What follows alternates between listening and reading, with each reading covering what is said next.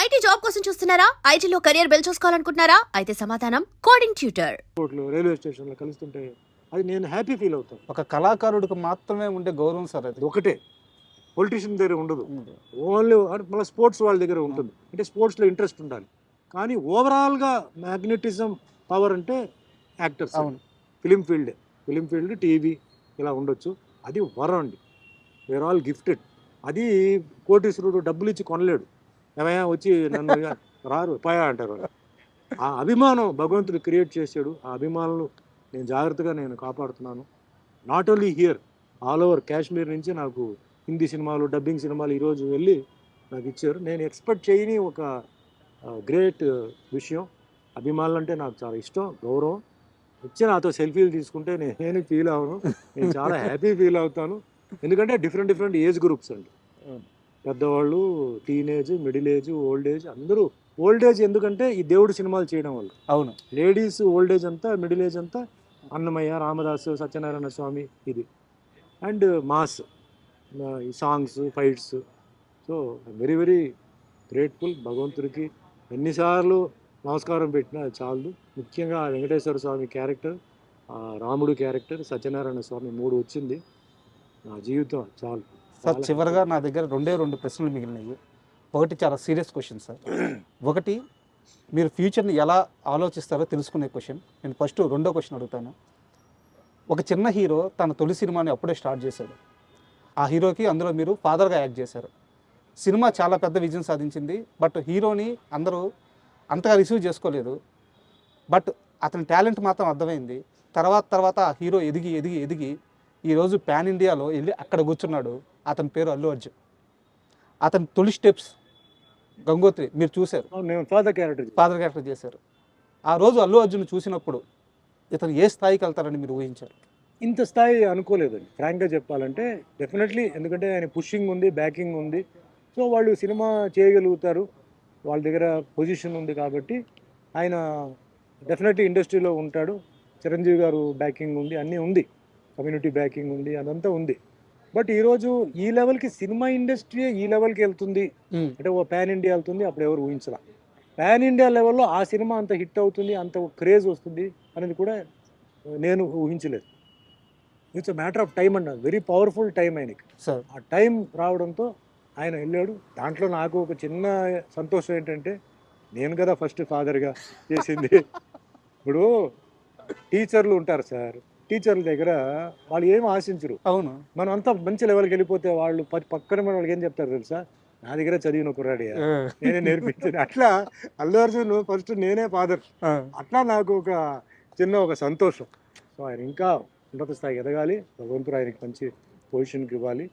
And ఇంకా ఆర్టిస్ట్గా ఇంకా మంచి ఆయన డిస్కవరీస్ చేసుకొని వెరైటీ హాలీవుడ్ ఏంటి బాలీవుడ్ లెవెల్ కూడా ఆయన వెళ్ళాలి. బాలీవుడ్, హాలీవుడ్ అన్నీ చేయాలని మనస్ఫూర్తిగా. ఎందుకంటే ఇది నాకు హ్యాపీ. ఈ మధ్యకాలంలో నేను రాజకీయాల జోలికి వెళ్ళట్లేదు సార్. రాజకీయ ప్రస్తావన నాకు అనవసరం. చిరంజీవి, బాలకృష్ణ గారి మధ్య ఒక ఇష్యూ జరిగింది. చిరంజీవిని పొగిడితే బాలకృష్ణ తట్టుకోలేడు, లేకుంటే వాళ్ళిద్దరికీ పడదు. పైకి మాత్రం అలా మంచిగా ఉంటారు, కానీ వాళ్ళిద్దరి మధ్య కొన్ని దశాబ్దాలుగా ఆ పోటీ, క్లాషు అవన్నీ నడుస్తున్నాయని మొన్న గొడవతో చాలామంది వాళ్ళ ఇష్టం వచ్చినట్టు రాసేశారు. వాళ్ళిద్దరిని అతి దగ్గరగా ఎక్కువ కాలం చూసిన హీరో మీరు. వాళ్ళిద్దరి మధ్య ర్యాపో ఎలా ఉంటుంది సార్ అసలు? బాలకృష్ణ గారు జనరల్లీ కొంచెం మంచికి మంచి, చెడుకు చెడు, కొంచెం షార్ట్ టెంపర్డ్ సార్. ఎందుకు షార్ట్ టెంపర్డ్ అంటే, ఒక సైడ్లో ఎమ్మెల్యే, ఒక సైడ్లో యాక్టర్, ఒక సైడ్లో ఒక బసవతార క్యాన్సర్ ఇన్స్టిట్యూట్కి చైర్మన్. ఇది అందరికీ తెలుసు. ఇది కాకుండా ఆయనకి మరి వేరే ఏమేమి బిజినెస్ లేకపోతే ఏమేమి రెస్పాన్సిబిలిటీస్ ఉన్నాయో తెలియదు. క్యారెక్టర్ ఎప్పుడు డిఫరెన్స్ ఉంటుంది సార్. సుమన్ లాగా మీరు కాదు, మీరులాగా సుమన్ కాదు కదా, వేరే ఉంటాయి. అది ఫస్ట్ మనం అర్థం చేసుకోవాలి. చిరంజీవి గారు జనరల్గా ఏంటంటే కొంచెం సాఫ్ట్, కొంచెం ఒకళ్ళు ఇరిటేషన్ వచ్చినా కంట్రోల్డ్, బయటికి ఎక్స్పోజ్ చేయరు. అది ఆ టైప్ ఆఫ్ క్యారెక్టర్. ఇక్కడ మెయిన్ ప్రాబ్లం ఎక్కడ వస్తుంటే సార్, ఈ పొలిటికల్ స్టేట్మెంట్స్, ఇలా అన్నారని లేకపోతే ఇట్లా అనేసారని. సో స్పాట్లో ఏంటంటే కొన్ని ఏదైనా ఆర్గ్యుమెంట్స్ వచ్చేటప్పుడు టక్మని నోరు జారి కొన్ని రావడం, టెంపర్మెంట్తో రావడం, ఇది సహజమే. బట్ నా లెక్కలో ఏంటంటే సార్, అది ఆ టైం వరకే. తర్వాత అంటారు కదా, no permanent enemies, no permanent friends. పాలిటిక్స్లో అదే నా ఎక్స్పీరియన్స్ పాలిటిక్స్లో no permanent enemies, no permanent friends, అది ఆ రూట్లోనే వెళ్తుంటాం. సో మనం ఇలా అన్నారు అలా అన్నారు చెప్పి ఇప్పుడు ఫ్యాన్స్ కొట్టుకుంటున్నారు సార్. అవును. మేమంతా బాగానే ఉన్నాం. అదే సార్ ప్రాబ్లం. అంటే ఫ్యాన్స్ కొట్టుకుంటున్నారు, రాళ్ళతో విసురుతారు, బళ్ళు నాశనం అని చేస్తారు. ఎందుకు? వేస్ట్. మేము హ్యాపీగా మేము అదే 80s గ్రూప్లో మేము అందరూ హ్యాపీగా ఉంటాం, హ్యాపీగా ఎంజాయ్ చేస్తాం. మీకు వాట్సాప్ గ్రూప్ ఉంది. ఉందిగా, మేము డైలీ మాట్లాడుతున్నాంగా, విషెస్ చెప్తూనే ఉంటాం. వాళ్ళు మాకు ఫోటోలు పంపుతుంటారు, అంటే ఏదైనా విషయం అవును. జరిగితే మేము కొన్ని అడుగుతుంటాం. వాళ్ళే పాపం అమాయకమైన వాళ్ళు ఫ్యాన్సే. మేమంతా బాగానే ఉన్నాం. ఇప్పుడు చెప్తానండి, no permanent friends, no permanent enemies, okay. అంతే. అండ్ ఫైనల్గా చాలా థ్యాంక్ యూ సార్, ఎందుకంటే మార్నింగ్ నుంచి మీరు షూటింగ్ చేస్తూనే ఉన్నారు. ఈ టైంలో కూడా నా కోసం మీరు ఆగి మా ఐ డ్రీమ్కి ఇంటర్వ్యూ ఇవ్వడానికి మీ టైం వెచ్చించి మీ సమయం ఇచ్చినందుకు చాలా చాలా థ్యాంక్స్. అండ్ ఫైనల్గా మీకు దీపావళి శుభాకాంక్షలు. థ్యాంక్ యూ అండి. సో నాకు ఏంటంటే ఇంటర్వ్యూస్ వల్ల నాకేంటంటే న్యూ జనరేషన్కి ఏదైనా నేను మెసేజ్ ఇవ్వగలుగుతానా? చాలామంది డిప్రెషన్కి వెళ్ళిపోతారు, లైఫ్ అయిపోయింది ఇంకా మనం ఏం చేయగలుగుతామని. నన్ను లైఫ్ని ఎగ్జాంపుల్గా తీసుకోండి. నేను ఈ ఫీల్డ్లో, కాంపిటేటివ్ ఫీల్డ్లో, ఛాలెంజింగ్ ఫీల్డ్లో ఎలా వచ్చాను. సో నేను చెప్పిన దాంట్లో నేను 10 చెప్తే మీకు ఏదైనా 2-3 నచ్చితే అది పాటించి చూడండి. ముఖ్యంగా తల్లిదండ్రుల విషయంలో చెప్తున్నాను. ఆరోగ్యం చాలా ముఖ్యం. ఒకసారి ఆరోగ్యం పాడైపోతే మళ్ళీ మనం రికవర్ చేయలేము.